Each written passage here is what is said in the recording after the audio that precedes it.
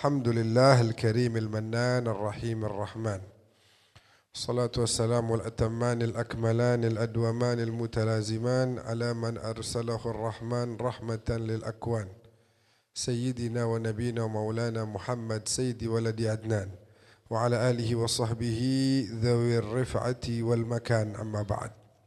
Pembahasan hari ini judulnya Al-Hiqdu. Al-Hiqdu ini tadi Cang Jenal sempat bilang kita dari jauh-jauh hari sebelum Ramadan suruh bersihin hati. Al-Hiqd itu benci ya. Al-Hiqd, Al-Haqid orang yang benci. Orang yang benci, ada orang benci, ada orang yang dibenci. Ada orang yang benci, ada orang yang dibenci. Ini biar tahu nih, orang yang membenci dunianya rugi, akhiratnya rugi. Orang yang dibenci dunianya untung, akhiratnya untung. Ntar kita bahas. Dari situ aja udah cukup udah. Buat apa kita benci? Nggak ngerugiin dia. Kalau kita benci sama orang kan kudunya pengen tuh orang jadi rugi gitu. Ternyata kata ulama bilang enggak. Yang membencilah yang rugi, agamanya rugi, dunianya, urusan dunianya rugi juga. Sebaliknya orang yang dibenci, dunianya untung, akhiratnya juga, ntar kita bahas. Jadi kita bisa mulai membandingkan coba, orang kalau benci itu gimana tuh? Tapi kalau orang yang hatinya bersih itu enak ya. Si itu nih, oh alhamdulillah. Si itu dia lagi itu tuh sekeluarga mau beribadah umrah, alhamdulillah. Tahu gak tetangga kita habis beli tanah baru di sebelahnya, oh masya Allah rezekinya bagus betul, alhamdulillah. Enak, safil galab, hatinya bersih. Al-Haqid adapun yang pembenci selalu dalam keadaan marah, kesel, bingung. Sampai kadang-kadang suka nyesek kali napasnya tuh. Ngelihat si ini enak, si anu enak. Ya ngap-ngapan dah gue nih. Ya jantungan lama-lama. Sampai-sampai Mbah Maimun Zubair itu waktu diminta beberapa amalan tirakat ya kalau bahasa sininya. Bacaan atau amalan ibadah. Kata beliau, ya ibadah, bacaan banyak, bagus, tapi buat apa itu dibaca kalau hatinya masih gak bisa dijaga? Ente sholat, ente zikir, tapi hati ente benci sama orang. Justru tirakat terbaik, jagain tuh hati. Nah, biar amal ibadah yang kita kerjain bermanfaat. Orang yang hatinya ada benci di hati, ada kesel sama orang, ya buat apa dia? Banyak-banyak zikir tapi dia tidak bisa menjaga hati dari godaan syaitan. Godaan hawa nafsunya. Waliyadzubillah min dzalik. Al-hiqdu huwa idmaru su'i wal hirsu 'ala al-idza. Al-hiqdu adalah idmaru su', menyimpan dalam hati keburukan. Wal hirsu 'ala al-idza, dan selalu dalam keadaan ingin mengganggu orang lain. Anda ulangin ya, pembenci itu apa? Sifat benci itu adalah menanam di hatinya keburukan, sifat buruk, kejelekan, dan selain itu dia juga selalu dalam keadaan pengen gangguin orang lain. Pengen membuat orang lain gak nyaman. Itu adalah sifat benci. Sebabnya kenapa dia bisa benci? Al-ghadab, yaitu sifat amarah yang gak bisa dijaga. Tadi tuh ya, orang kalau bisa jaga hati, dikatain orang aja, dia gak responsif. Ada satu orang sufi di jalanan, tiba-tiba ada satu pembenci ngomong begini. Woi. Padahal ini orang tua, ulama besar, masya Allah, bagus, mukanya enak dilihat.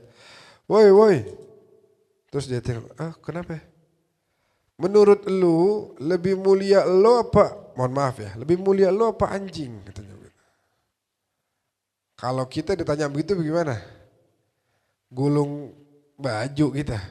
Maksud lo apaan nih? Kan gitu ya. Minimal kita pasti akan terpancing emosinya. Lo apa nyamain gua sama anjing kan gitu. Allah samihak, marah-marah bahkan mengeluarkan kata-kata yang baik pun tapi dalam keadaan marah juga. Sana begitu. Nah, orang sufi ini karena tadi hatinya bersih, enggak menyimpan kejelekan di hatinya. Maka dia bilang, in ana marartu ala sirat wajtaztu sirat fa ana khairun minhu. Wa in ana saqattu minas sirat fa huwa khairun minni. Kalau saya berhasil melewati sirat nanti berarti saya lebih baik dari anjing. Tapi kalau saya jatuh nggak bisa lewatin sirat berarti anjing itu lebih mulia dari saya. Jawabannya begitu aja. Hatinya nggak nyimpen keburukan gitu ya. Jadi hati dicaci maki aja nggak marah. Dan sifat benci ini akan membawa kita kepada 8 sifat buruk yang diharamkan oleh agama. Apa aja itu 8 sifat buruk yang diharamkan oleh agama? Yang pertama, hasadul mahqudi alaih. Kita bakal iri sama yang kita benci. Iri itu udah jelas nggak boleh. Kita lagi, saya kesel sama Wahyu misalnya nih. Saya kesel sama Wahyu. Oh, Wahyu kurang ajar tuh. Biar lihat ntar dia bakal kualat nih. Tiba-tiba Wahyu dapat duit 500 juta terus bangun rumah. Wah, saya pusing. Gimana nih Wahyu? Kok jadi, wah, ya kan? Saya jadi iri tuh. Gara-gara benci tadi tuh. Dia punya rumah, malah saya jadi kesal. Belum kelar iri saya, tiba-tiba dia ngajak bininya pergi umroh. Waduh, pasang koyo ada, pusing, ya kan? Karena sifat benci akan membawa kita menjadi orang yang hasud, yang iri hati. Itu yang pertama. Yang kedua yang juga buruk adalah wasyamatatu bimusibatihi awil farhu bimusibatihi. Kita bakal girang lihat orang lain susah, biar rasa. Syukurin. Nah, sedangkan para orang-orang saleh, para wali-wali Allah ngelihat orang susah selalu empati dan ingin membantu. Orang punya sifat benci, yang pertama dia bakal hasut sama orang yang dia benci, yang kedua dia bakal senang kalau ngelihat orang yang dia benci itu dapat musibah. Na'udzubillah min dzalik. Yang ketiga, wahajruhu wa in tawaddadahu, yakni al-ibti'ad anhu.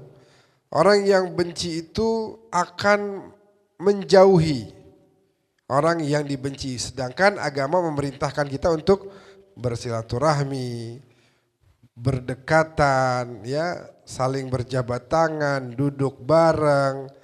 Ini enggak gara-gara kita benci, kita jadi pengennya menjauh terus. Itu yang ketiga. Yang keempat, wal i'radu anhu istisgharan lahu. Al-i'rad anhu itu cuekin orang yang kita benci. Kita lagi duduk bareng-bareng, ada satu orang kita benci, kita bakal cuekin dia. Kenapa? Istisgharan lahu. Karena kita bakal ingin merendahkan dia, ingin mengucilkan dia. Ini juga sifat yang dilarang dan diharamkan oleh agama. Jadi kita bakal cuekin tuh. Selanjutnya apa? Cuekin dalam arti bahkan bisa jadi lagi ngomong kita nggak ini, kita nggak, kalau bahasa jamaah condet kita nggak hawil orang ngomong, kita cuekin aja. Kita ngobrol sama yang lain, sedangkan dia lagi bicara. Ini sifat yang sangat buruk. Karena baginda Nabi selalu menghormati siapapun yang sedang berbicara. Oh didengerin sama Nabi, Masya Allah gitu. Kayak sering saya bilang di sini, Nabi kalau dengerin orang ngomong gimana? Semua anggota tubuhnya ikut mendengarkan. Bukan cuma telinga, matanya mandang, mulutnya diem, ya tangannya kagak main-main, begitu. Fokus sampai orang itu menyelesaikan pembicaraannya. Dan membicarakan orang tersebut dengan keburukan. Ketika orang lain lagi berbicara tentang kebaikan orang tersebut, tiba-tiba kita mulai ngenyek datu gitu. Ya dia sih, lu gak tahu aja. Dijelekin abis-abisan. Diribah dan tidak jarang ada bumbu-bumbunya itu. Ada bumbu-bumbunya yang kemudian jatuhnya bukan lagi ribah tapi bahkan bisa fitnah. Ribah sendiri udah dosa gede. Apalagi fitnah. Asyad minal qatl. Lebih besar daripada pembunuhan. Ente fitnah orang. Dampaknya gede. Saya fitnah, siapa misalnya? Agus. Gus, misalnya saya fitnah ente Gus. Lu jangan berteman dah sama Agus dah. Agus sih begitu dia. Oh. Misalnya nih, pokoknya saya ngomongin yang jelek-jelek dah tuh. Dia begini, oh dia mah. Pokoknya macam-macam dah. Yang membuat akhirnya antum kagak mau berteman sama dia. Agus saban datang, ada Agus, diam. Ada Agus, kita jangan ngobrol dulu. Ntar tunggu kalau dia udah pergi baru kita ngobrol lagi. Gara-gara apa? Omongan saya. Paling saya cuma ngomong 1 menit, 2 menit, tapi dampaknya bisa seumur hidup. Ntar orang Agus bingung nih, kok kagak ada yang mau berteman sama gue ya? Terus bagaimana nih? Gue mau usaha mau ngajak mau usaha bareng nih, misalnya ngajak Obi. Kata Obi, gue ingat omongan Habib Ahmad tuh. Enggak dah Gus, maafin ya, saya enggak ogah dah. Akhirnya makin susah hidupnya. Gara-gara itu tadi, saya ngasih bumbu tuh. Emang udah benci, akhirnya ngomongin keburukan dia, ditambahin, rasanya kurang kalau nggak ditambahin bumbu-bumbu begitu. Itu kan penyakit. Auzubillah min dzalik. Wa muhakatuhu istihza'an bihi. Muhakatuhu itu yakni taqliduhu. Meniru. Kalau Husnul lagi ngomong. Terus saya benci nih sama Husnul nih. Husnul lagi ngomong saya niruin. Ngomong gitu-gitu, paham gak? Gitu, ngeledek. Ya pakai ngomong orang ini gue gedek banget dah, begitu. Niru. Contoh doang Nul, anak sayang main Nul. Istihza'an bihi, karena ingin ngeledek ya. Wa idza'uhu bima yu'limu badanah. Dan juga bisa mengganggu bahkan sampai fisik. Sampai fisik bisa. Karena kita benci sama orang, gedek. Banyak sekarang nih kasus, coba aja lihat di berita. Gedek sama orang, bunuh. Allahu Akbar. Gedek sama orang, ditikam.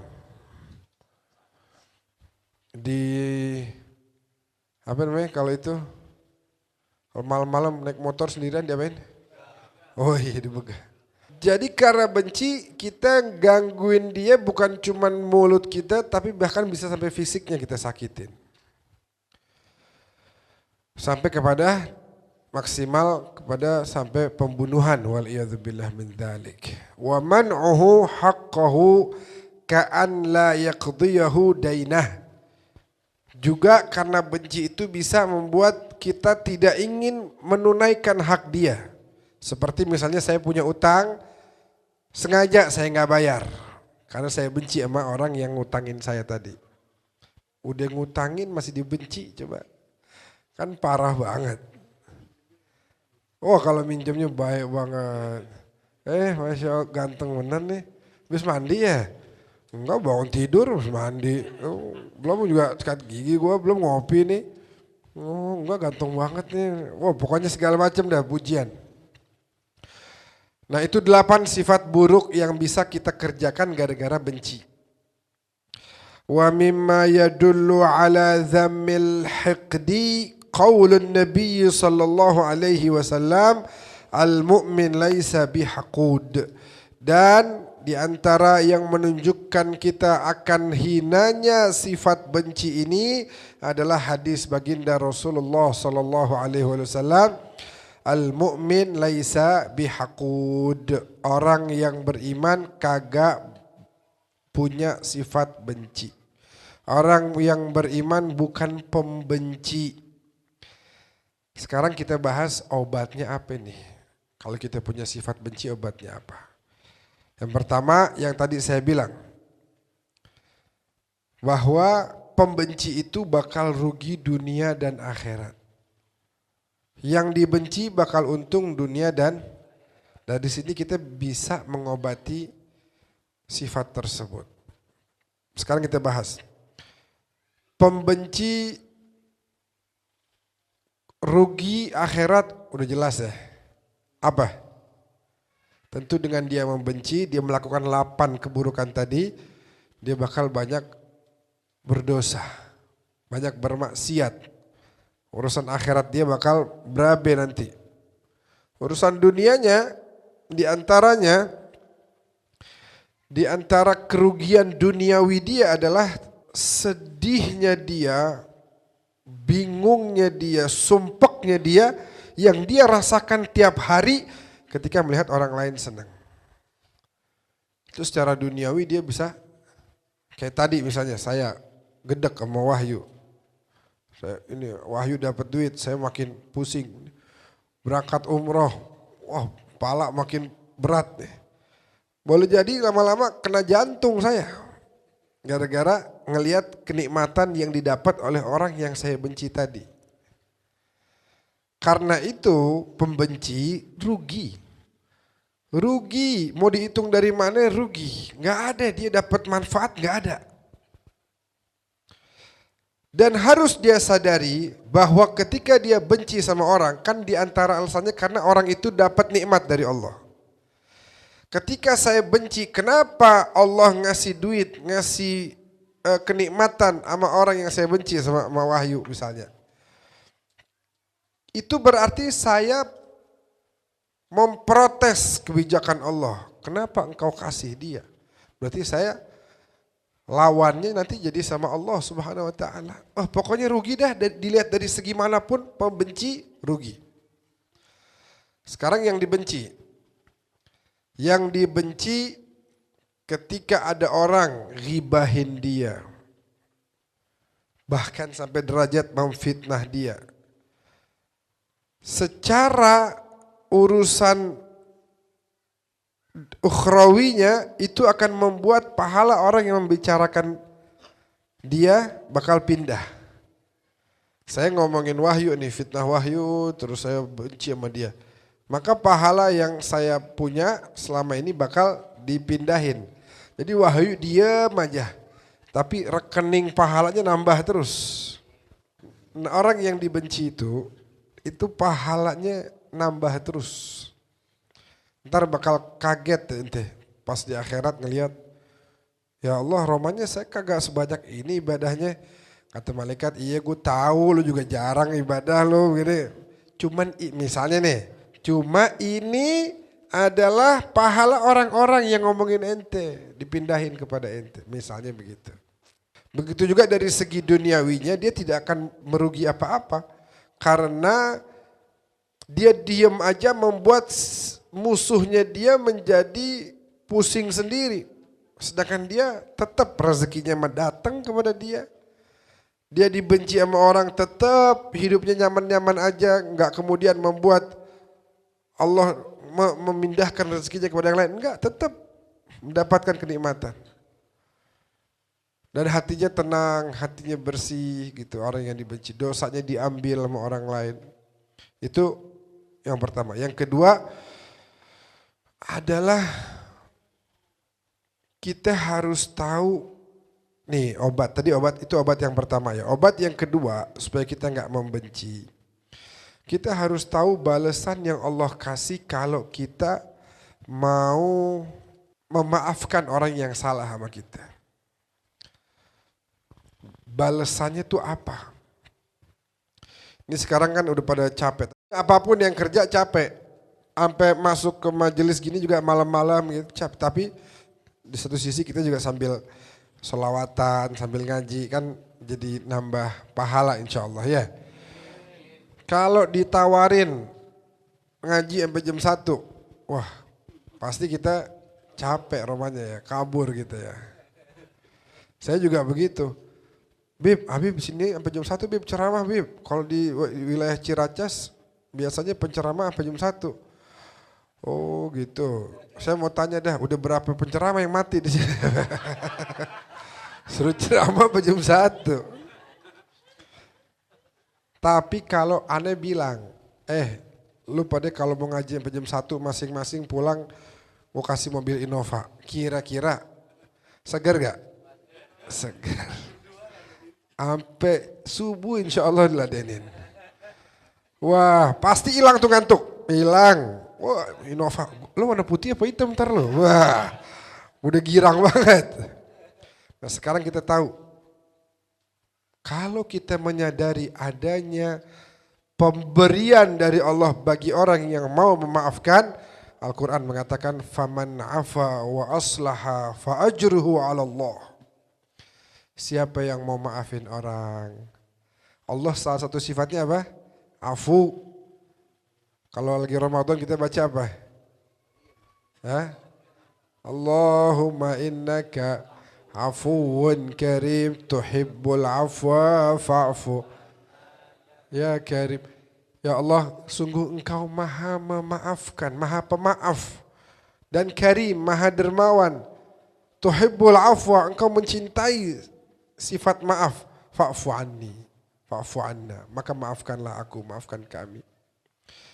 Kata Allah, faman afa, siapa dari kalian yang mau memaafkan, wa aslaha dan berdamai, berbuat baik, fa'ajruhu 'ala Allah, yang ngasih balasan, yang ngasih hadiah, yang ngasih pemberian adalah Allah Subhanahu wa taala yang maha kaya, yang maha kuasa. Itu yang kedua, yang membuat kita bisa menghilangkan sifat apa?